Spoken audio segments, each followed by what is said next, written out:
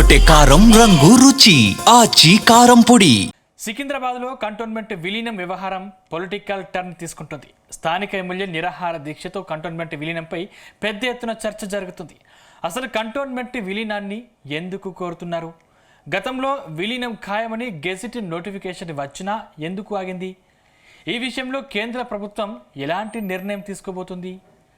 Let's watch the story.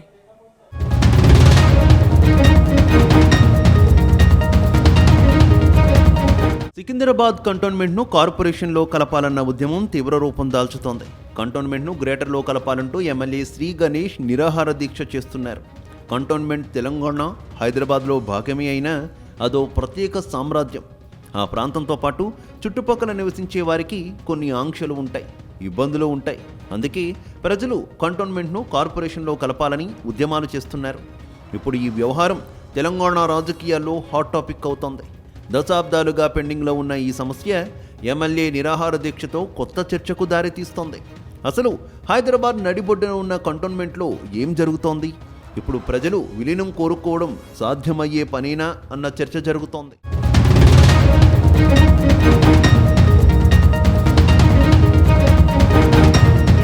వాస్తవానికి Secunderabad cantonment ప్రాంతంలో army అధికారి నేతృత్వంలో పాలన సాగుతోంది. అయితే 1798లో అప్పటి హైదరాబాద్ నిజాం రెండవ ఆసఫ్ జా బ్రిటిష్ ఈస్ట్ ఇండియా కంపెనీతో చేసుకున్న సైన్య సహకార ఒప్పందం వల్ల ఈ కంటోన్మెంట్ ఏర్పాటైంది. నిజాం రక్షణ కోసం బ్రిటిష్ సైన్యాన్ని ఇక్కడ మోహరించారు. కంటోన్మెంట్ పాలన సాధారణ మున్సిపాలిటీలకు భిన్నంగా ఉంటుంది. ఇది కంటోన్మెంట్ చట్టం 2006 ప్రకారం కేంద్ర రక్షణ మంత్రిత్వ శాఖ పరిధిలోని సికింద్రాబాద్ కంటోన్మెంట్ బోర్డు ద్వారా నిర్వహించబడుతుంది. ఈ బోర్డులో ఆర్మీ అధికారులతో పాటు ఎన్నికైన సభ్యులు ఉంటారు. దీనికి బ్రిగేడియర్ స్థాయి అధికారి అధ్యక్షుడిగా వ్యవహరిస్తారు.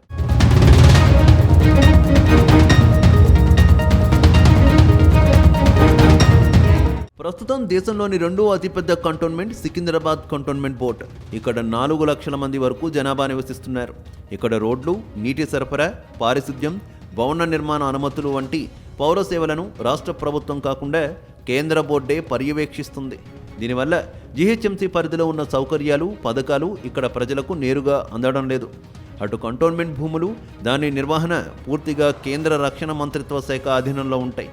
దాంతో విలీనం చేసే అధికారం కేంద్ర ప్రభుత్వానికే ఉంటుంది.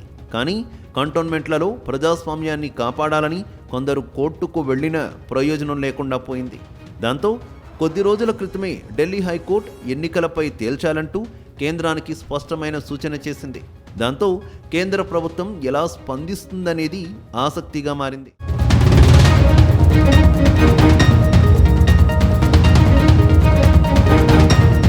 ఇప్పటికే తెలంగాణ ప్రభుత్వం విలీనానికి నో అబ్జెక్షన్ సర్టిఫికెట్ ఇచ్చింది.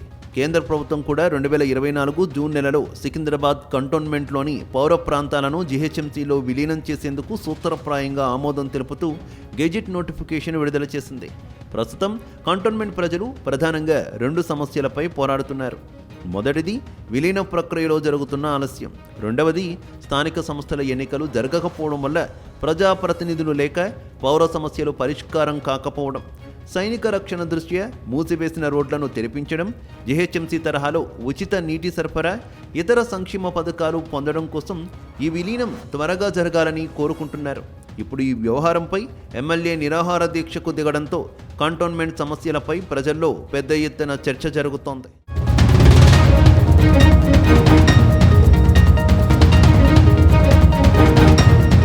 ఇప్పుడు కంటోన్మెంట్ ఎమ్మెల్యేగా శ్రీ గణేష్ ఉన్నారు. గతేడాది జరిగిన బైపోల్లో ఆయన కాంగ్రెస్ ఎమ్మెల్యేగా విజయం సాధించారు.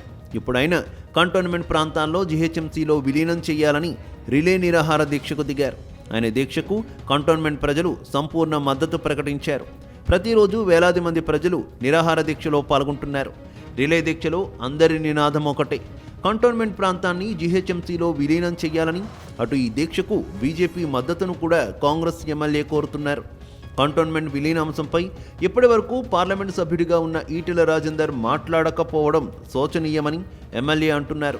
స్థానిక బీజేపీ నాయకులు కేవలం నామినేటెడ్ పదవి కోసం ఆరాటపడుతున్నారే తప్ప కంటోన్మెంట్లో ప్రజాస్వామ్యం బతకాలనే ఆకాంక్ష వారిలో లేదని ఆరోపిస్తున్నారు. ఈరోజు కంటోన్మెంట్ బోర్డుని స్టేట్ గవర్నమెంట్ లో ఉన్న కార్పొరేషన్ లో విలీనం చేయాలని డిమాండ్తో ఈరోజు నిరాహార దీక్ష స్టార్ట్ చేయడం జరుగుతుంది.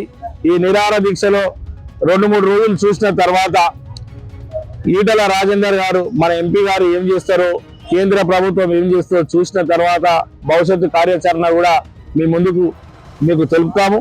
ముఖ్యంగా ఈ యొక్క డిమాండ్ ఏంటంటే, ఎన్నో సంవత్సరాల నుంచి ఈ ప్రాంత ప్రజలు ఇబ్బందులు పడుతారు. ఎక్స్చేంజ్ ఆఫ్ ల్యాండ్ కావచ్చు, సివిల్ ఏవియేషన్ ల్యాండ్ లో ఉన్న వాళ్ళు కూడా ఎంత ఇబ్బంది అవుతుందో ఆ ఇబ్బందులన్నీ తొలగిపోవాలి.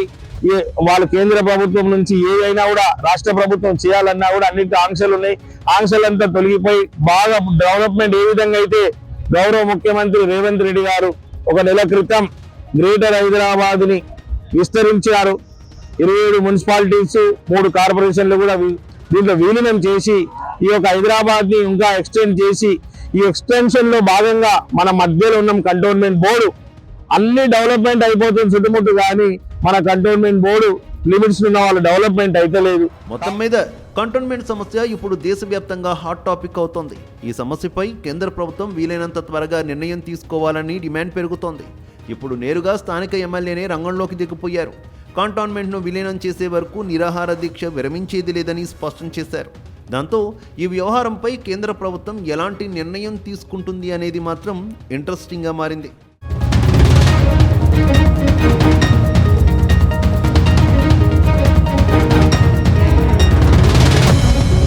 గుమగుమల వంటలే వంటలే తెరకొట్టే కారం రంగు రుచి ఆచి కారం పొడి.